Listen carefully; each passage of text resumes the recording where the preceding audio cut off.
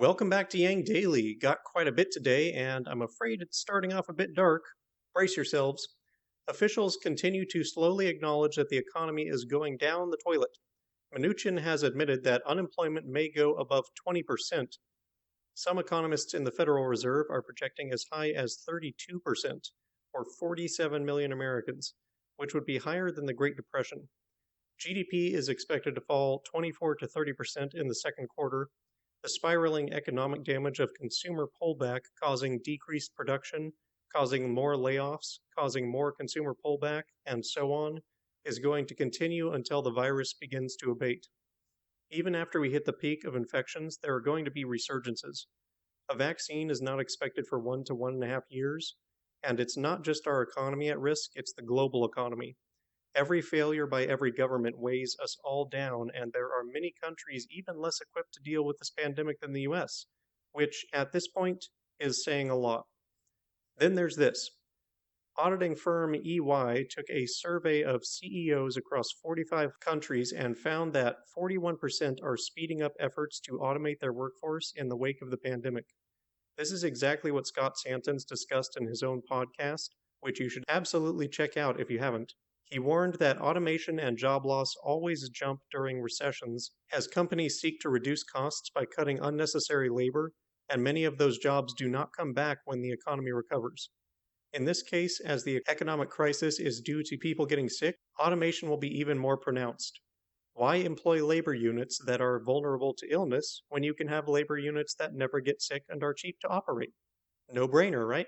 So suffice it to say that things are getting really, really bad, and they aren't going to get much better until the virus is dealt with, and even then, the recovery will be slow, and a lot of jobs will never return.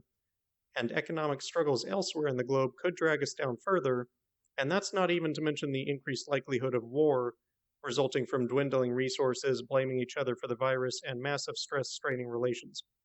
If anyone aside from Trump is still under the delusion that we're going to bounce right back from this in a few weeks and be right as rain, think again.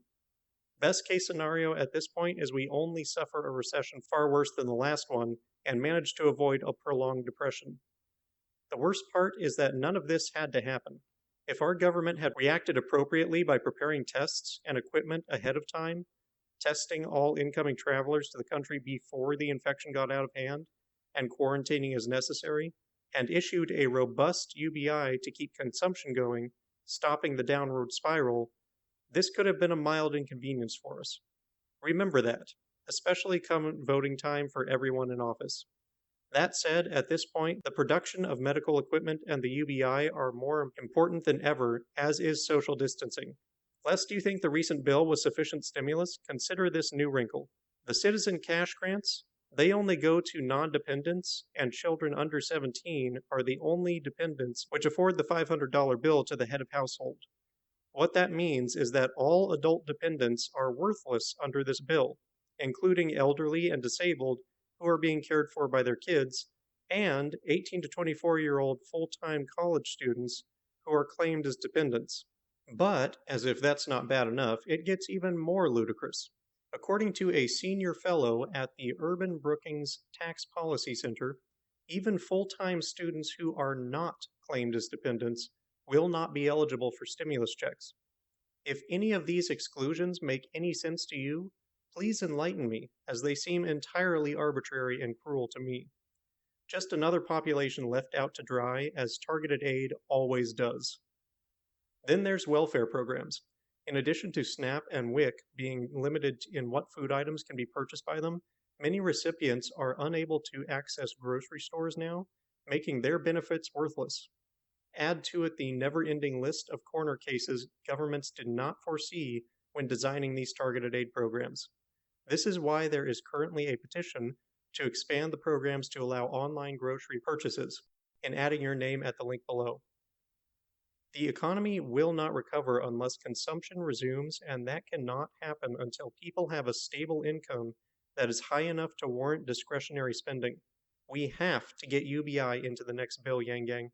Every day without it is making this crisis exponentially worse. It would also do a lot more for the homeless than they're getting right now, which in Nevada is the government painting squares on a parking lot for them to sleep in. This is the richest country in the world. If there's any good news, it's that Pelosi has said Democrats are already discussing what they want in the next stimulus bill to be passed whenever they've had enough vacation time, and at the top of the list is more direct payments to citizens. Bear in mind that doesn't necessarily mean UBI, and Pelosi has certainly opposed UBI, but there are also a lot of Democratic proponents for it now, so who knows? Other measures they'd like to include are more money for state and local governments, as well as additional funding for hospitals and nursing homes, free coronavirus treatments, provide for protective equipment needs such as masks and gloves, require an Emergency Occupational Safety and Health Administration (OSHA) standard to protect healthcare workers and other at-risk workers such as TSA employees, first responders, and grocery store employees, an infrastructure piece that could address water systems as well as broadband and 5G, as the internet is now vital to so many more businesses, and eliminate the previous exemptions made for large employers regarding paid sick leave and family leave. That all sounds quite reasonable to me. Unfortunately, the Republican House Minority Leader has said that it's premature to be talking about a new bill and that we should wait and see how the Phase 3 bill plays out before deciding if more action is required. Absolutely mind-blowing how thick you would have to be to think more action wouldn't be required. On the topic of UBI, Mike Breuer is giving away UBI to one family in Kentucky. His press release says that he's doing it to prove how fast the federal government would have gotten aid to people with the UBI and to put words into action. The press release did not actually say if the $1,000 would be recurring or for how long, nor how the recipient would be chosen. The Poor People's Campaign has started a petition listing what they would like to see in the next stimulus bill. It's a long list, but it includes UBI, so please have a look at the link below and consider adding your name to it. Finally, if you or someone you know have already recovered from COVID, the FDA could use the antibodies in your plasma to help others fight off the infection. If you want to help others survive, visit the site in the links below.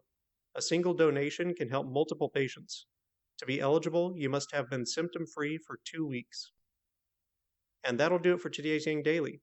Get your taxes filed pronto so you get your $1,200. Sign the SNAP and UBI petitions. Consider donating plasma if you're eligible. Join the Daily Income Movement conference calls and catch missed episodes on their YouTube channel.